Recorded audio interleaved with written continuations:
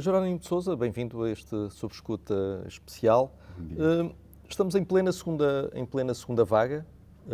O Governo preparou mal o que inevitavelmente ia acontecer, que era esta segunda vaga?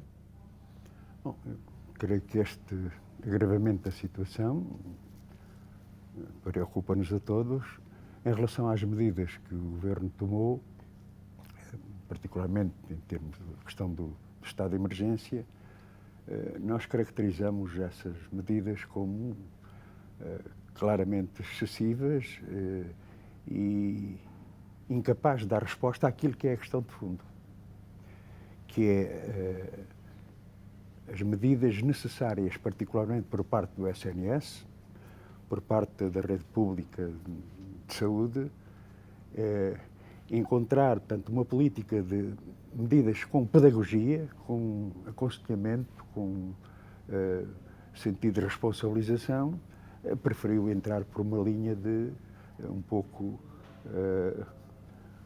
proíba-se, impeça-se. Acha que o Governo se está a habituar à lei do bastão? Prefere isso a outras medidas? Naturalmente, acho que é exagerada a expressão de política do bastão, mas, de certa forma, nós consideramos que o caráter excessivo das medidas, em termos de uma concepção mais ou menos limitadora ou repressiva, não responde, portanto, àquilo que é fundamental. E quando devíamos estar a discutir, portanto, mais camas, mais médicos, mais profissionais de saúde. Na verdade, também se está a discutir isso, não é? Sim, mas... Na realidade, há mais camas, há mais médicos, não é? Mas claramente insuficientes, como sabe. Portanto, em muita parte do território nacional, nós consideramos que uma linha de investimento, de medidas excepcionais visando o reforço da rede pública de saúde, poderia levar, portanto, a uma questão que eu considero importante, que é a compreensão dos portugueses para, num quadro da epidemia, naturalmente, a percepção do efeito dessas medidas. O Governo preferiu, um pouco medidas que não entendem. Você não imagina a quantidade de pessoas que se dirigem, portanto, a nós para tentar perceber, portanto, o alcance, o impacto dessas medidas. Ora, o Governo explicou mal, aplicou, portanto, as medidas. Mas acha que está a haver um desnorte? O Governo anunciou medidas no sábado, passado 24 horas anunciou exceções, ontem anunciou o fim da maior parte das exceções. Acha que o Governo entrou um bocadinho em desnorte na gestão da informação e na gestão do... Eu creio que corrigir um erro nunca é um mal em si, portanto, antes pelo contrário.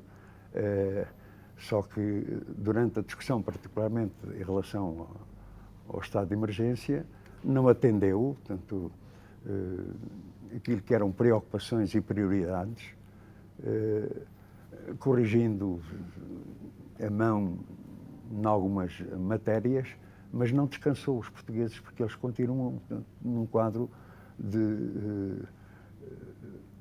onde se exercita o medo, fundamentalmente, e as medidas são discriminatórias, em alguns casos, incompreensíveis noutros.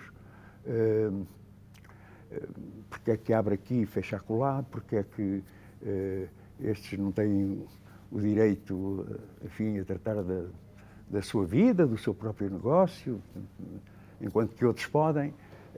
No fundo, esta preocupação que temos de se estabelecer, portanto, uma certa confusão e incompreensão em relação às medidas que o Governo tomou.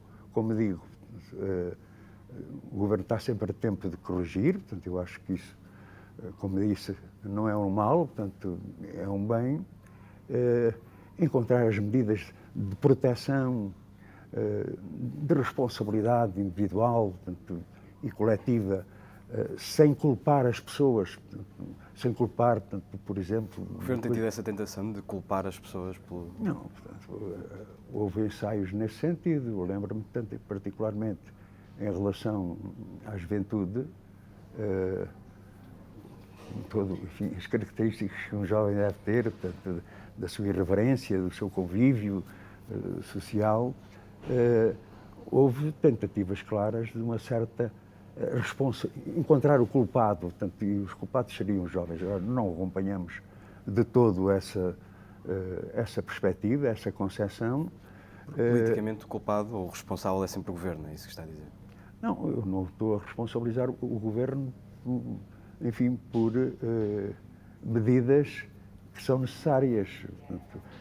Responsabiliza-se ao Governo por aquilo que é excessivo em termos da aplicação dessas mesmas medidas. Pegando precisamente nesse ponto, classificou estas medidas como excessivas.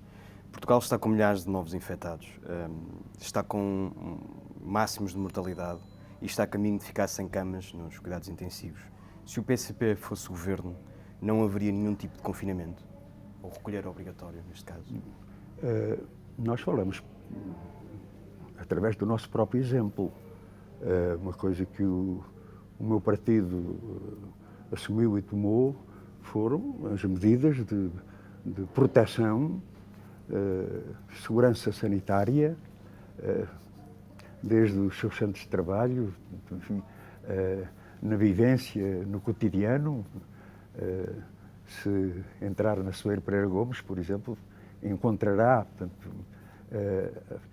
a expressão de responsabilidade que o meu partido tem tomado em relação às medidas de segurança, como também na sua própria atividade política. Portanto, nós consideramos que a Constituição vale por si, o exercício de direitos e liberdades não pode estar em causa, o que não é incompatível com as medidas de segurança que são necessárias para proteger, portanto, enfim, para proteger não só, portanto, quem anda na militância do partido, como também, portanto, em relação à sua família, à sua vida, ao seu cotidiano. Para ser absolutamente claro, o PCP discorda do recolher obrigatório, nos termos em que foi definido, pelo menos. Sim, porque essa medida, portanto, serve para quê? Devemos sempre perguntar, portanto, nós sabemos que hoje... É uma medida que está a ser adotada em quase todos os países europeus, não é? Sim, mas de qualquer forma, portanto, nós temos que perguntar, portanto, para que serve. O objetivo é esse. Serve para quebrar as cadeias de contágio, não é? Bom, resultou em março, do ponto de vista sanitário. Sim, mas nós consideramos, portanto, um caráter de facto excessivo dessa medida, dessa decisão do estado de emergência. Eu acho que era possível, na outra situação anterior, do estado de calamidade, como se lembra, estavam encontradas as perspectivas e as respostas que eram necessárias, designadamente essa que referiu digamos, ir à origem dos surtos, identificá-los e tratar. Creio que a medida que antecipou, portanto, a essa perspectiva foi através do recurso ao estado de emergência. E, como digo, portanto, nós estamos de acordo que isto não pode ser tomado como leviandade. Portanto, há uma situação grave, assumimos isso. Agora, as respostas, portanto, como é que se identifica, portanto, os surtos? Tendo em conta hoje, portanto, o estado em que se encontra a rede de saúde pública, onde falta tudo, onde durante anos ninguém ligou nenhuma, portanto, a essa necessidade de prevenção, ao funcionamento das instituições, à necessidade de recurso de meios, de profissionais. Nenhum serviço de saúde do mundo estava preparado, e seria impossível estar preparado para uma situação como esta, não é? Sim, mas há uns que estão melhor preparados que outros. Claro. E nós acreditamos e valorizamos muito o Serviço Nacional de Saúde, o seu papel decisivo, determinante, prioritário que deve ter, portanto, o Serviço Nacional de Saúde. Mas a chamada rede pública de saúde foi depauperada durante anos e anos, portanto, em relação àquilo que hoje aconteceu. Epidemia haveria sempre, naturalmente, estou de acordo consigo, mas a resposta é que não acompanha, portanto, o desenvolvimento e o agravamento da situação epidémica. Vamos ter a oportunidade de falar sobre isso, mas está a falar de uma falta de investimento crónico no SNS. O PCP aprovou 4 orçamentos na última legislatura. Não tem também responsabilidades por essa falta de investimento que diz existir? Bom, se for reler o histórico desses processos de aprovação do orçamento, verificará que em todos eles o Partido Comunista Português propôs não só o reforço do financiamento como medida fundamental, como em relação à questão da falta de profissionais a diversos níveis, como sabe, muitas delas não tiveram vencimento, porque naturalmente PS e PSD não permitiram a sua aprovação. Não foi por falta de empenhamento do Partido Comunista Português. E se consultar, portanto, os diários da Assembleia da República, verificará que sempre, mas sempre, foi uma prioridade nas nossas propostas em relação ao Orçamento do Estado, o reforço do SNS, o reforço de meios, de profissionais, como o reforço de equipamentos, que infelizmente não teve, digamos, a disponibilidade e a abertura do governo minoritário do Partido Socialista. E admitem alguma circunstância que o Congresso previsto para os dias 28 e 29 não se realize? Não. Creio que, primeiro, sim ou não, portanto, estamos em condições de garantir, portanto, não só a proteção, portanto, mas também a segurança de quem lá estiver. Em segundo lugar, tomamos medidas, designadamente reduzir para 50% o número de delegados, não ter convidados nem nacionais nem estrangeiros, portanto, não existirão. Estão garantidas todas as normas, portanto, e preceitos que são necessários para a salvaguarda da saúde e bem-estar dos delegados. Respeitaremos, portanto, aquilo que são orientações por parte da Direção-Geral de Saúde. Posso portanto, dizer que não é por aí que o Congresso se realizará. Garantimos, isto é uma responsabilidade que assumimos. Vamos garantir essas condições. Mas aceitará se o Governo entender, vamos imaginar que nesse fim de semana, que aquilo que vai acontecer neste fim de semana e no próximo se prolonga para o terceiro. O PCP aceitará, caso isso aconteça, eventualmente adiar o Congresso? Acho que é uma proposta inaceitável. Em primeiro lugar, que não se arrede dessa ideia, portanto, os comandos constitucionais, portanto, que determinam o exercício dos direitos e liberdades. Não é uma atividade qualquer. Enfim, estamos a falar de direitos políticos, estamos a falar de liberdades, que a Constituição consagra. Portanto, em primeiro lugar, respeite-se a Constituição. Em segundo lugar, ninguém vê, portanto, um congresso do PCP, enfim, uma semana ou 2 semanas, poder mudar de sítio. Isso era a mesma coisa que proibir. Mas, como digo... Portanto, não aceita. Aconteça o que acontecer, esteja a situação como estiver, vai haver congresso. Não, naturalmente, se houvesse uma desgraça no partido, na sua direção, teríamos que reconsiderar, mas isso é enfim, eu posso estar a ser otimista, mas creio que não acontecerá.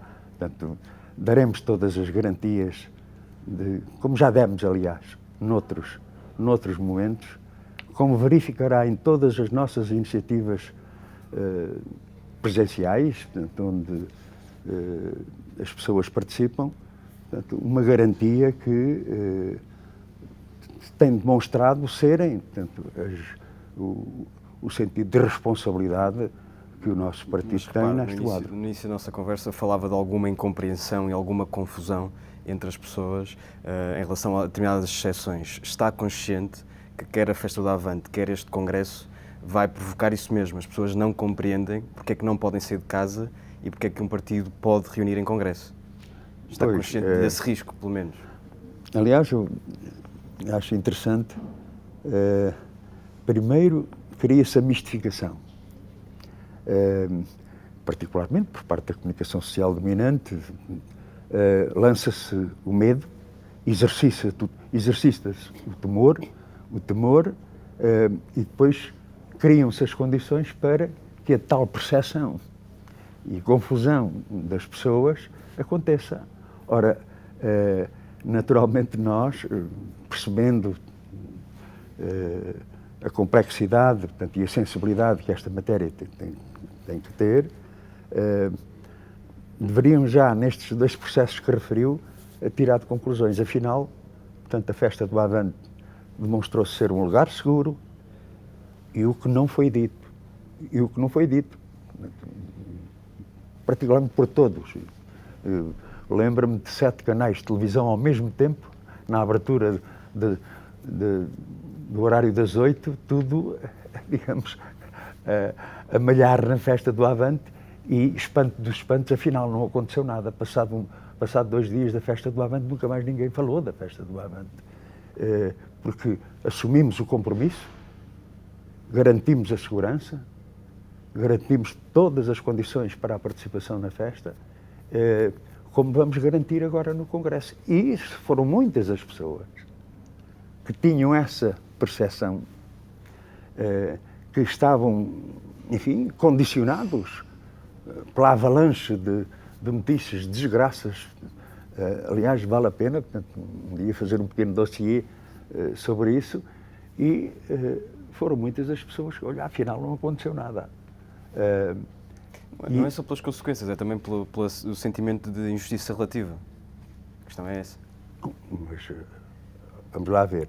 Eu acho que deve haver a pedagogia do exercício dos direitos. No momento em que se começarem a limitar, portanto, os direitos e liberdades,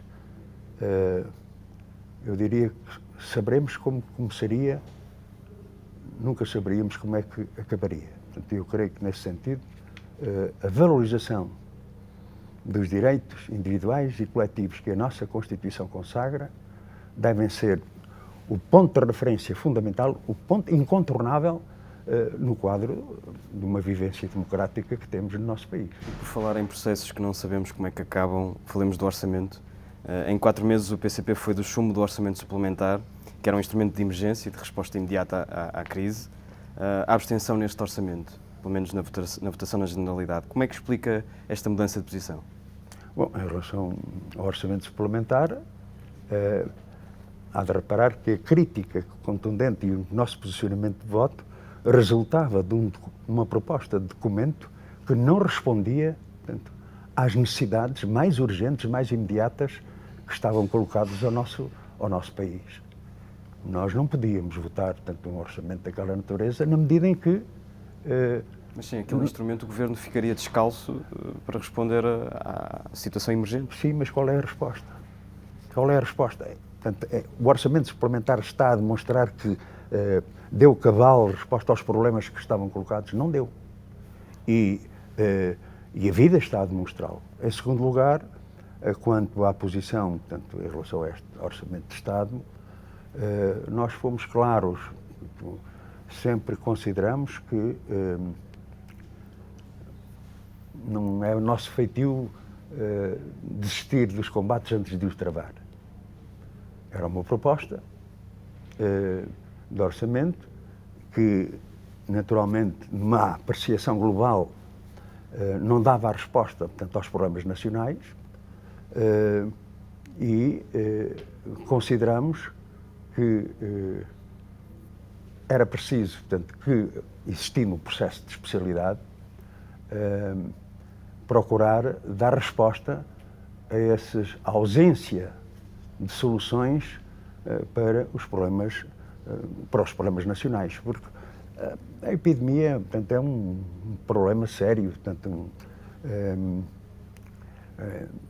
é tremendo, portanto, a dificuldade que temos em respirar no nosso cotidiano, mas a epidemia tem as costas largas, porque os problemas que o nosso país tinha e tem já vinham de trás, em que, naturalmente, a pandemia, portanto, veio dar mais visibilidade a essas fragilidades, a essa ausência de respostas, e por isso mesmo é que nós consideramos. Então vamos ao debate na especialidade. Nós temos propostas, procuramos soluções, vamos ver qual é o seu acolhimento. E, naturalmente, será o resultado do acolhimento ou não dessas mesmas propostas que fazemos que decidiremos em relação à posição de voto. Portanto, o exercício, creio que é claro. Vamos travar o combate. Temos uma proposta que não serve, que é preciso, de facto, responder, portanto, aos problemas. O produto final, portanto, levará, portanto, à nossa posição de voto, sempre determinada, não por qualquer arranjo político, de circunstância, será sempre determinada pelos conteúdos dessa mesma proposta. Só uma frase que disse, esta proposta não serve. Se a versão final fosse esta, o PCP chumbaria. Bom, eu não posso assumir aqui individualmente essa ideia, mas naturalmente se a resposta fosse nula, tanto em relação às nossas propostas, eu não estou a ver outra solução que não fosse reclamar, portanto, outro orçamento de Estado que não este. O Governo já deu alguns sinais de que irá avançar na questão do pagamento do layoff a 100%, alargar a questão, a regulamentar o subsídio de insalubridade, penosidade e risco, que é uma das reivindicações que o PCP traz já há alguns anos, e nomeadamente um reforço nos serviços públicos, nas escolas e também na área da saúde. O João Oliveira falava logo a seguir à apresentação, à aprovação, à viabilização na Generalidade, que não seriam suficientes 4 ou 5 propostas, mas se estas propostas que são batalhas ou que são pontos muito concretos do PCP avançarem e se o Governo realmente avançar nestes pontos na Generalidade, é suficiente para uma viabilização da parte do PCP? Não, nós temos aqui um problema estrutural, não temos um problema pontual, seja no plano económico, seja no plano social, seja no plano do quadro da União Europeia, e por isso mesmo é que a resposta a tal ou tal questão concreta, portanto, que referiu, não é coisa pequena, admito, valoriza, portanto, constitui muitas delas reivindicações fundas dos trabalhadores portugueses, em particular, tal como dos pequenos e médios empresários, mas, como digo, tem que dar outra resposta em termos estruturais dos serviços públicos, por exemplo, da saúde, no concreto, e de imediato, se quisermos. Nós, portanto, estamos a fazer tudo para que haja, portanto, essa perspectiva de encaminhamento e de solução dos problemas, mas neste momento que estamos aqui, enfim, a discussão na especialidade prossegue e ainda estamos longe, digamos, de uma correspondente posição em relação aos problemas nacionais, aos problemas estruturais, em relação aos serviços públicos, em relação a direitos, em relação a salários, enfim, portanto, muita ausência de resposta que, da nossa parte, vai ser até ao fim a procurar que, tanto que eles sejam colocadas. Depois, enfim, como disse e insisto, nós não dizemos não porque não ou sim porque sim, será em conformidade com os conteúdos concretos daquilo que sofreu evolução positiva ou negativa que votaremos. Mas no concreto, e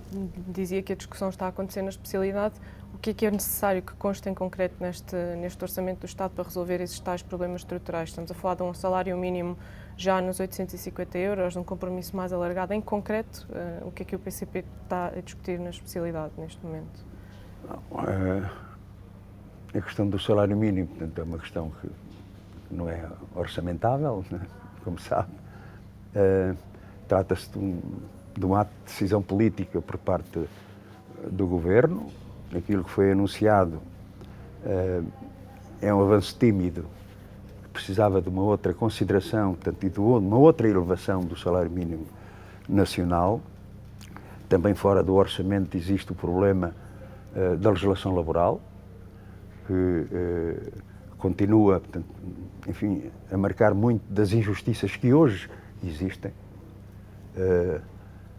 aquelas alterações à legislação laboral, portanto, enfim, por exemplo, a questão do período experimental, em que um trabalhador, uma trabalhadora, está 6 meses sem nenhum vínculo efetivo, sem direito a férias, sem direito a qualquer indemnização por despedimento, em relação a outros direitos que existem, portanto, em muitas empresas, com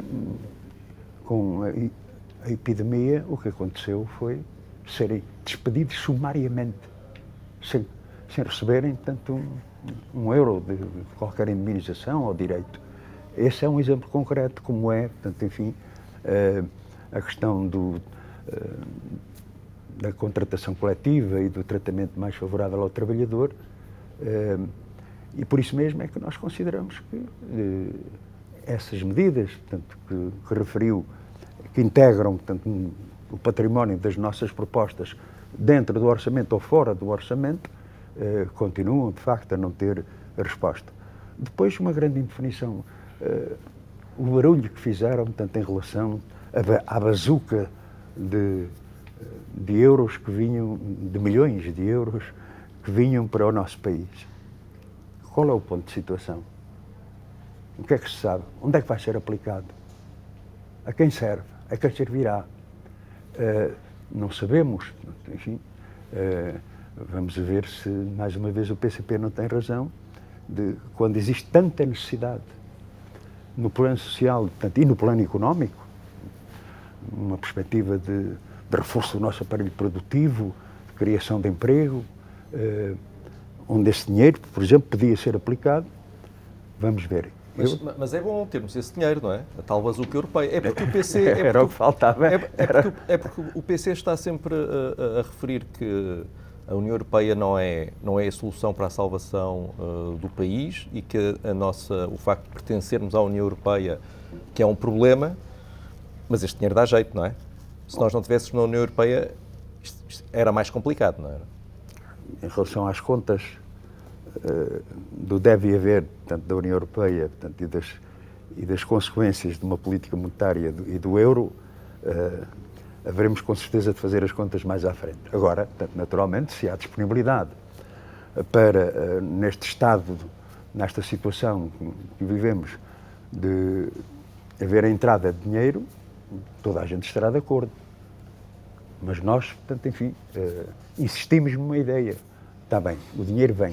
Para quem vai? E sem essa resposta, sem essa clarificação, naturalmente fico preocupado. Se me disserem, não, portanto, o dinheiro vem, mas é para aplicar nisto em conformidade com os interesses do capital monopolista, portanto, em relação aos interesses enfim, do diretório de potências existente na União Europeia. Aí começam os problemas, porque, afinal, um dinheiro que deveria ser para acudir, portanto, às situações dramáticas que hoje envolvem desde trabalhadores, desde pequenos e médios empresários, pequenos e médios agricultores, setores empresariais importantíssimos, particularmente, como o caso que hoje vemos, a situação da hotelaria, portanto, a situação da restauração. Portanto, é para aí que vai o dinheiro? Ou para onde é que vai? Nem eu, nem com certeza. Ainda é cedo para sabermos. Mas só para clarificarmos aqui em relação ao orçamento, porque de facto estamos no debate da especialidade e a corda vai esticar nas negociações, como sempre estica e como é normal. O PC admite chumbar, no limite, este orçamento. Não, nenhuma hipótese está fora. Portanto, e depois o que é que acontece? Ficamos em duodécimos? Acha que essa é uma solução preferível a esta proposta, mesmo com todos os seus defeitos? O PCP preferiria que o país passasse a duodécimos e que nenhuma destas medidas pudesse ser implementada? Bom, há sempre a alternativa, portanto, os duodécimos é uma solução, portanto, a apresentação do outro orçamento... É uma solução? Os duodécimos são uma solução? Não, naturalmente é uma solução de recurso, não é a solução para os problemas nacionais, nem dá, portanto, uma resposta cabal, portanto, às necessidades orçamentais, temos essa consciência. Agora, também não podemos iludir os portugueses, digamos, vendendo gato por lebre, de que estamos perante um orçamento que vai resolver os problemas do país. Como não resolveriam, neste estado atual, o que é que pensariam os portugueses? Uma sensação de que terão sido enganados. E por isso mesmo, porque o nosso primeiro e principal compromisso é com os trabalhadores e o povo português, estamos a avaliar, portanto, não ficamos numa posição meramente expectante, agimos, intervimos, propomos, vamos ver o resultado. Portanto, eu insisto nesta ideia, nada de precipitações, nada de juízos de valor, tanto antecipados, mas compreenderão, portanto, que o Partido Comunista Português, no quadro da sua própria independência e autonomia, decidirá, determinará, portanto, o seu posicionamento de voto em conformidade com aquilo que está colocado em cima da mesa. Ao longo da nossa entrevista já foi falando da questão da saúde e da questão da área laboral. No essencial tem propostas muito parecidas ou semelhantes, ou convergentes, pelo menos, com o Bloco de Esquerda. Ora, foram esses dois argumentos, a falta de resposta na área da saúde e a falta de resposta na área laboral, que o Bloco usou para justificar o chumbo no orçamento. Quer dizer que o Bloco é mais exigente que o PCP? Bom, em primeiro lugar, é uma pequena correção. O Bloco acompanhou o PCP nas propostas que, entretanto, realizamos e fizemos e concretizamos. Não vamos aqui fazer uma disputa mas já está a fazer. De quem pertence a quem e o que pertence a quem, mas ainda bem que o Bloco de Esquerda acompanhou o PCP, acompanhou as reivindicações dos trabalhadores. Acho que isso eu valorizo isso. Mas acompanhou e levou mais longe do que o PC, não é? Porque, em que sentido? No sentido em que, não tendo a resposta que entendia ser necessária, disse não ao orçamento e o PCP não. Bom, como sabe, essa matéria da legislação laboral não é propriamente uma questão orçamental. Mesmo assim, este é o momento em que é possível forçar uma negociação, porque o Governo precisa de uma coisa, que é do voto dos partidos. Portanto, este é o Bloco está a aproveitar um momento de fraqueza negocial do Governo e o PCP, se calhar não sei, diga-me. Não, eu insisto nesta ideia. O mais cómodo era, isto assim não, ponto final, parágrafo. Não. O Bloco usou uma posição mais cómoda, foi? Eu não queria aqui trazer, portanto, enfim, qualquer divergência, portanto, em relação ao posicionamento de cada um. Portanto, o Bloco tomou a posição que entendeu por bem tomar. Nós consideramos que, feito o enquadramento na discussão, na aprovação da generalidade, que se abria, portanto, um caminho, um percurso de arquitetura e construção, portanto, de propostas que alterassem, digamos, alguns pilares que estavam contidos no orçamento do Estado. E por isso é que não vamos desistir, nós somos assim, portanto, não desistimos de nenhum combate. Vão-nos dizer que é impossível, que o Partido Socialista não quer, portanto, enfim, tudo isso, mas isso não determina a nossa posição final. Vamos, portanto, procurar dar o tudo por tudo, o melhor que sabemos e que podemos, para que os problemas sociais e económicos tenham, digamos, progresso no sentido do nosso desenvolvimento, no plano da criação de emprego, no plano do respeito pelos direitos de quem trabalha ou de quem trabalhou. Portanto, é essa a nossa perspectiva. Portanto, creio que é a mais clara. Direi. Então, mas depois, enfim, a resposta tem de ser dada pelo governo do Partido Socialista. Não é por parte do PCP. O PCP tem uma posição clara. Agora, portanto, naturalmente, é necessário que o Partido Socialista também faça opções e diga ao que vem. E não desistir, e depois dos tais 4 orçamentos aprovados com o apoio do PCP, não significa que neste momento e perante a crise que o país enfrenta, o PCP está sob uma obrigação política de aprovar todos os instrumentos? A questão dos duodécimos ou da apresentação de outro orçamento, não estaria o eleitorado comunista mais protegido com a aprovação do orçamento que foi entregue na Assembleia e que está a ser neste momento discutido na especialidade? O problema não está na proteção dos comunistas. A questão está na proteção dos trabalhadores e do povo português. É isso que determina a nossa ação. Não estamos aqui a criar nichos. Estamos a lutar por mais justiça social, portanto, de combate às desigualdades, de valorização do trabalho e dos trabalhadores. É isso que nos preocupa. E por isso mesmo é que cada um tem que assumir as suas responsabilidades. Nós estamos a fazer o melhor que sabemos e podemos para procurar ter um orçamento que responda aos problemas nacionais. É que nós temos que nos interrogar, que precisamente neste quadro de epidemia mais se justifica, digamos, medidas de apoio, de proteção do emprego, de proteção de direitos que neste momento estão a ser sistematicamente violados. Em termos da situação, quem foram os primeiros prejudicados? Foram milhares, centenas de milhares de trabalhadores, portanto, com o layoff em que de 3 em 3 meses os trabalhadores recebem menos um salário. Muitas vezes há preocupação porque uma empresa, portanto, enfim, aí uma empresa de grande envergadura, portanto, em vez de ter 50 milhões de lucro, só teve, veja lá, portanto, 25 milhões. O prejuízo que não tiveram. E, no entanto, são os mesmos que admitem que o trabalhador, de 3 em 3 meses, tenha um corte de um mês de salário. Ora, isto, não responder a esta situação é que seria grave e incompreensível para a maioria do povo português. Já disse que o PCP optou pela situação menos cómoda de ir à luta na especialidade e de discutir o orçamento na especialidade e daí a viabilização na generalidade. António Costa, no hemiciclo, disse que o Bloco de Esquerda tinha desertado. Concorda? Tinha? Desertado da esquerda, o Bloco de Esquerda.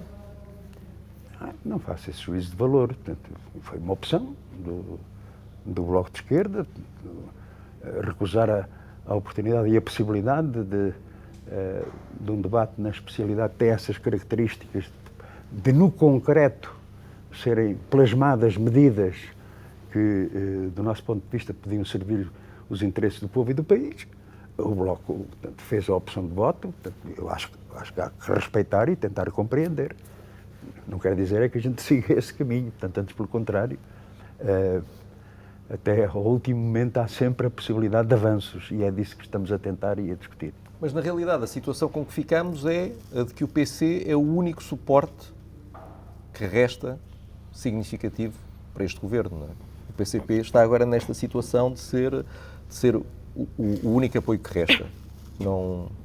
Não sente esse peso. Miguel, compreenderá que nós decidimos, quando dizemos que decidimos com total independência e autonomia, nós nunca alinhamos pela posição ou ficamos à espera que os outros digam ou façam para depois nós dizer e fazer. Não fazemos isso. Temos a nossa própria, portanto, visão, portanto, definição, temos as propostas, vamos com uma grande franqueza e frontalidade dizer ao Governo, portanto, ao que vamos. Muitas vezes existe assim, portanto, o Partido Comunista Português dá-se melhor, portanto, com o Governo do que o Bloco.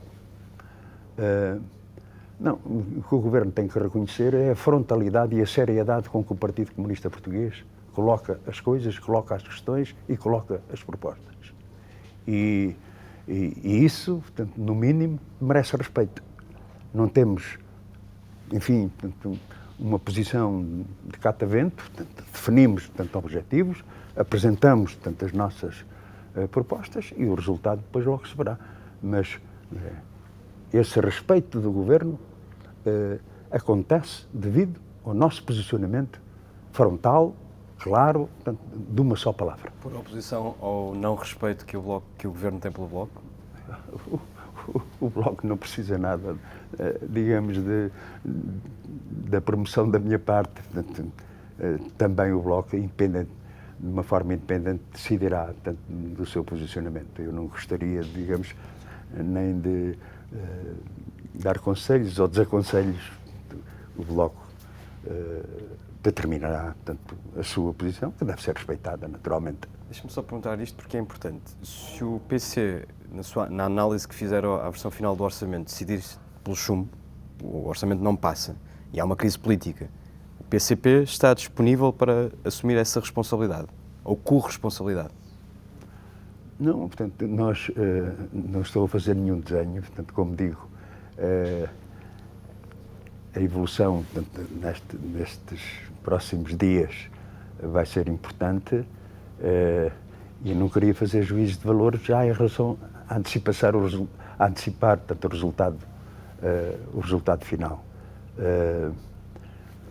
Com grande franqueza estou a colocar aquilo que é portanto, a nossa posição, que, como digo, portanto, será determinada pelos conteúdos, pelas respostas ou pela sua ausência que tivermos nesta discussão na especialidade. Mas não queria especular mais do que isto. O PCP tem enfrentado alguma, para não dizer bastante, erosão eleitoral nos últimos anos. Perdeu 115 mil eleitores só nas últimas legislativas. Foi o pior resultado de sempre. Também perdeu autarquias muito importantes. E nessa altura, creio que pela altura da noite eleitoral das europeias, admitiu publicamente que a solução à esquerda pode ter influenciado negativamente o resultado. Neste contexto, o PCP pode chegar às próximas autárquicas como parceiro do PS. Isso não pode ser prejudicial ao partido? E recordo que a leitura foi sua.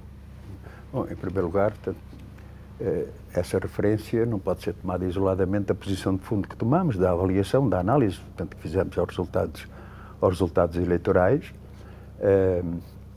tendo em conta, portanto, a conjuntura, tendo em conta o quadro, portanto, político que estava colocado. Não foi esse o fator determinante.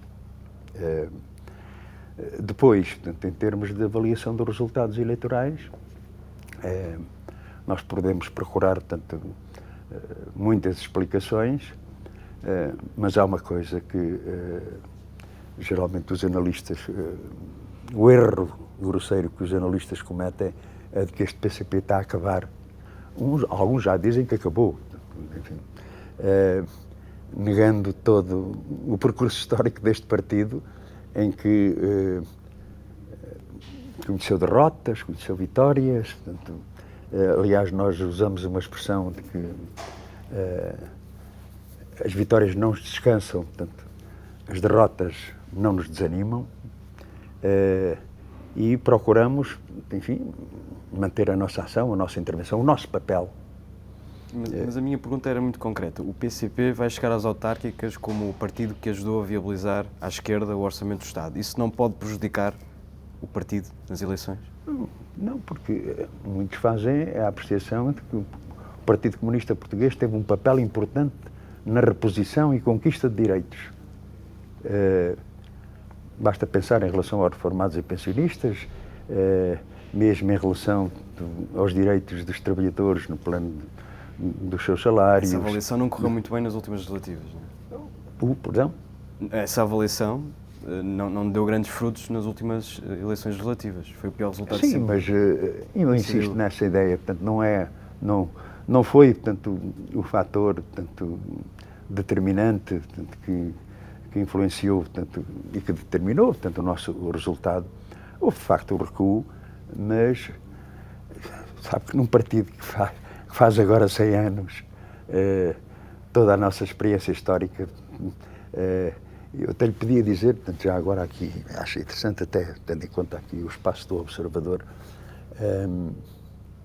muitas vezes, antes do 25 de Abril, a polícia política, de vez em quando, agia, portanto, e destroçava organizações inteiras, com prisões e torturas, portanto, brutais, e depois vinha o comunicado lá da polícia a dizer, portanto, acabámos com o Partido Comunista Português, liquidámos a sua organização, morreu. E depois a vida não confirmava isso, e hoje, portanto, registando as devidas diferenças, aqueles que subestimam este partido e que consideram que, enfim, está a morrer devagarinho, portanto, outros acham que morre depressa, que se enganam, porque este partido tem uma particularidade que nenhum outro tem. É a profunda ligação, portanto, aos trabalhadores e ao povo. enquanto essa raiz não for arrancada, este partido prosseguirá. Mas, João, só o Observador não tem nada a ver com essas coisas. Não, mas é interessante o espaço, não tem nenhuma insinuação. Mas estamos aqui num espaço muito agradável até. Estamos nos últimos 10 minutos. Estamos nos últimos 10 minutos. Só para acelerarmos um bocadinho, se o PCP não ajudar o Governo a chegar ao fim da legislatura, podemos ter uma repetição daquilo a que já assistimos no passado e este Governo ser substituído por um outro Governo, por um Governo eventualmente liderado pelo PSD, com vários apoios, eventualmente até, quem sabe, com o apoio do Chega, como está a acontecer nos Açores. O PC está disponível para correr aquilo que será um risco na sua cabeça? Bom, em primeiro lugar, portanto, nós não estamos a ajudar o PS, nem o governo do PS, estamos a procurar ajudar o país. E é esse o nosso posicionamento, a nossa conduta, que é determinada, aliás, pelo próprio conteúdo das propostas. Em relação, portanto, a esse cenário portanto, que coloca, vamos lá ver. Hoje, portanto, a extrema-direita, portanto, enfim,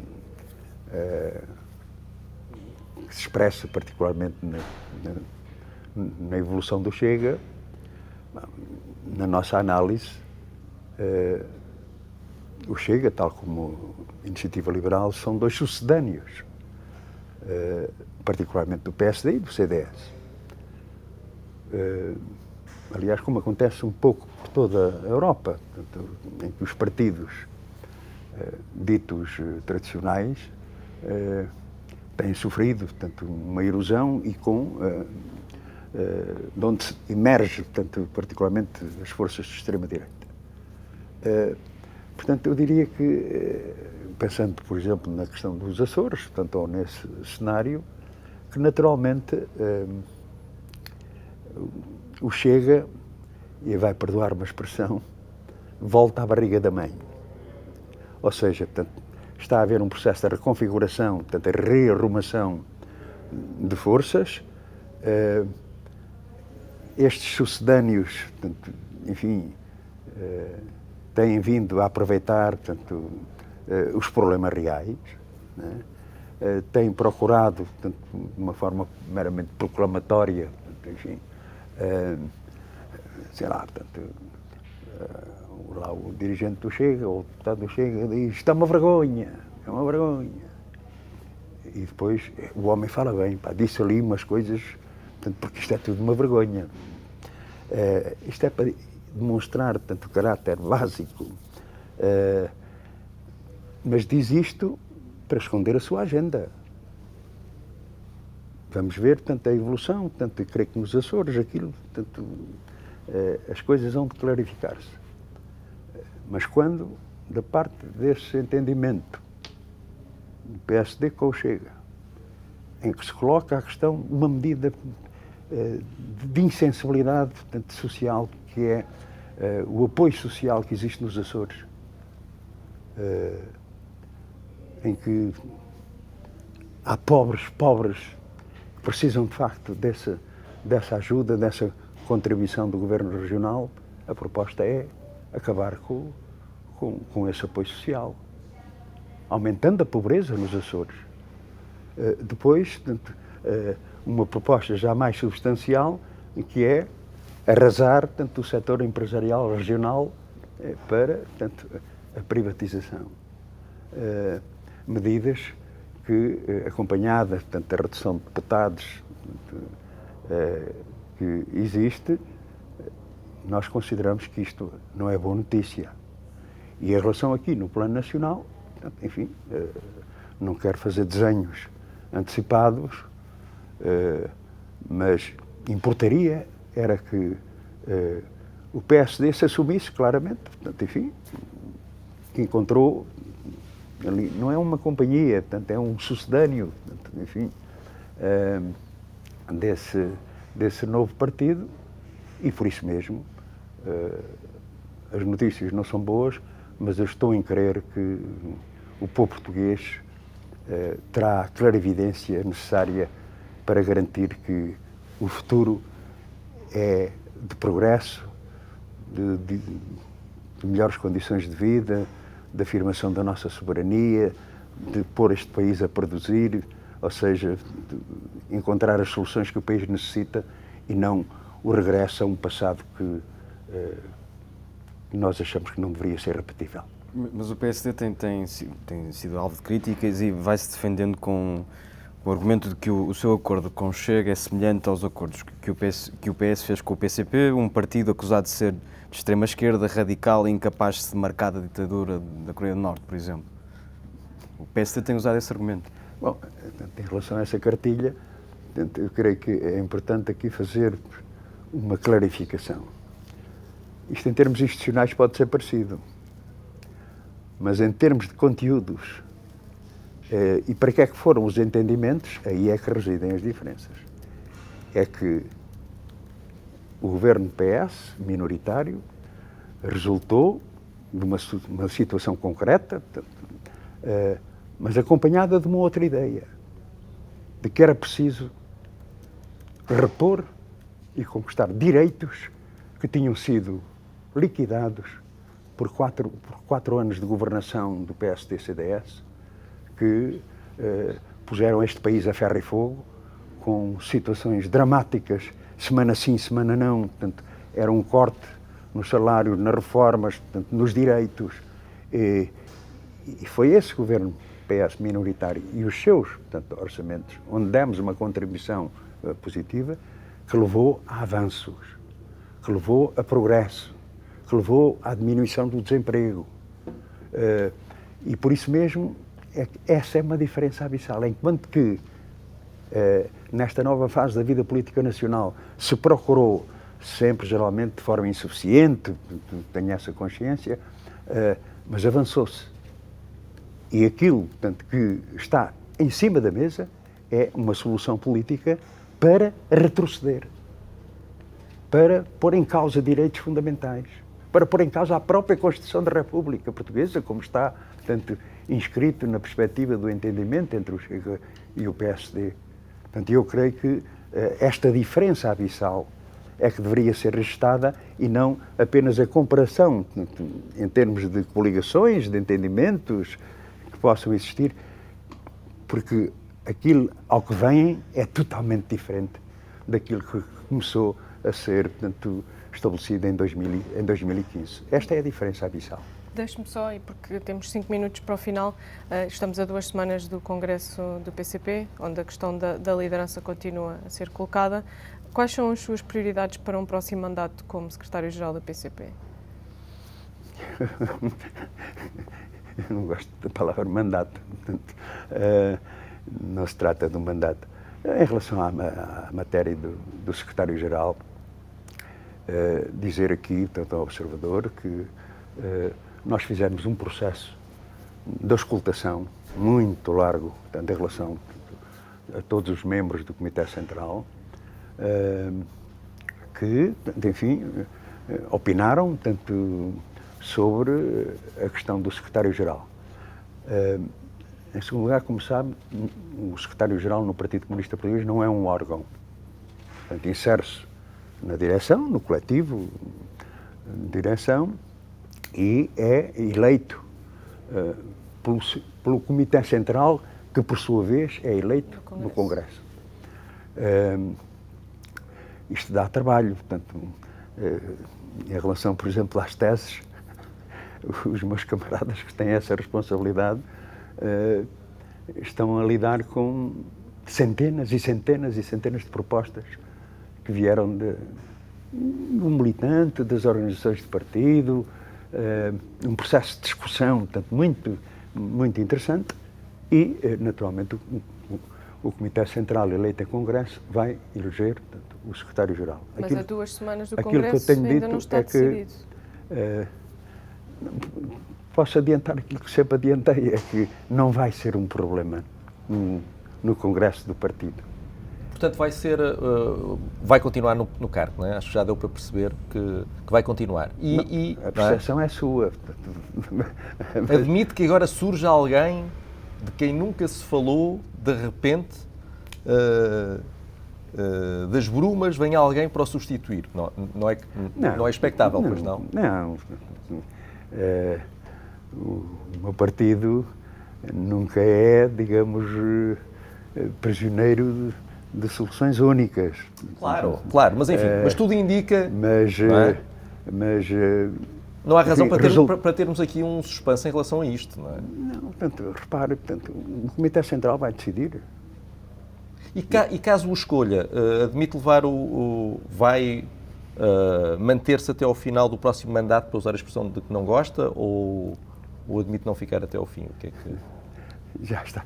Não posso admitir que seja o escolhido. Portanto, a sua pergunta parte desta base que não... É só porque é um tabu que não faz, quer dizer, que não tem grande sentido, não é? Não é tabu, porque quem elege o secretário-geral, é que este é um problema que eu percebo, portanto, o observador olha para os outros partidos, em que aparece um candidato a chefe, o candidato a chefe com a sua moção, e chega, portanto, faz umas reuniões com a sua moção intocável, é do chefe.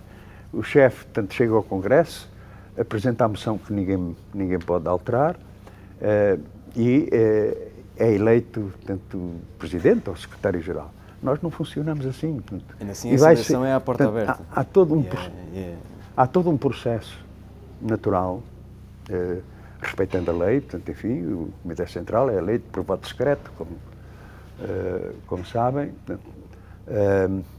e esse Comitê Central, mandatado pelo próprio Congresso, que determina os seus órgãos.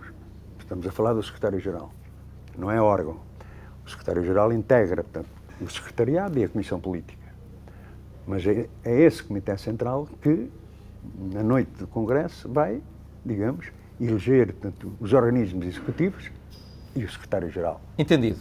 Temos 2 minutos, temos só mais duas perguntas sobre presidenciais, e ia-lhe pedir que tentasse ser o mais sintético possível. Uma sobre a escolha de João Ferreira, que é o candidato à presidência da República, foi candidato ao Parlamento Europeu, foi candidato à Câmara de Lisboa, já tinha sido candidato nas presidenciais. O PCP não há mais ninguém que se possa candidatar a estes cargos. Eu acho que só valoriza essa intensa atividade e responsabilidade do meu camarada João Ferreira. Em relação, portanto, à situação em concreto, eu podia dizer, o mesmo aconteceu comigo. Portanto, e chegou onde chegou? Era dirigente do partido, portanto, depois fui secretário-geral, portanto, como secretário-geral fui concorrer às eleições. A seguir houve outras soluções, portanto, que não eram, enfim, secretários-gerais, de outros candidatos. Nunca houve, portanto, enfim, olha, é candidato, logo vai ser secretário-geral. Temos 7 ou 8 candidatos ao longo dos últimos 40 anos, mas aquilo que é importante é um candidato, um homem que, através da referência dos valores de Abril, com essa experiência, com esse conhecimento, vai dar uma contribuição inestimável de valorização das próprias presidenciais. E nisso ele está empenhado, claramente, tem o apoio do partido, é um facto, não é? E estamos confiantes que todas essas responsabilidades que tem assumido, o que é marcante é a forma notável como as tem desempenhado. E por isso, esta confiança de um bom candidato à presidência da República. Última pergunta. E se formos a uma segunda volta, vamos imaginar que temos uma segunda volta, Marcelo Rebelo de Sousa contra André Ventura, o que é que o PC faz? Faz como em 86, tapa a fotografia, engole o sapo e vota Marcelo, ou abstém-se? Não me diga que não comenta cenários. Não, não comentando cenários, Eu queria dizer que este partido, em todas as circunstâncias, e circunstâncias diferentes, teve sempre uma preocupação fundamental em relação à questão da Presidência da República, designadamente, que é o que melhor serve a democracia. E, nesse sentido, este partido tem assumido, indo até ao fim em muitas das batalhas presidenciais, e em duas situações, enfim, ter indicado no quadro de uma segunda volta, portanto, um candidato, foi animado por esse interesse nacional, por esse interesse da própria democracia. Portanto, neste cenário votaria Marcelo? Marcelo contra Ventura? Agora está você a fazer cenários, portanto, eu não faço cenários. Mas podemos presumir que não se absteria, não é? Numa situação dessas. Bom, eu não consigo ver esse cenário, portanto, talvez esteja aqui bloqueado. Muito bem. Jerónimo de Sousa, muito obrigado por ter vindo a este Sob Escuta especial. Obrigado. Nós voltamos na próxima semana e vamos agora voltar às manhãs 360. E muito obrigado pela vossa disponibilidade. Obrigado. Obrigada.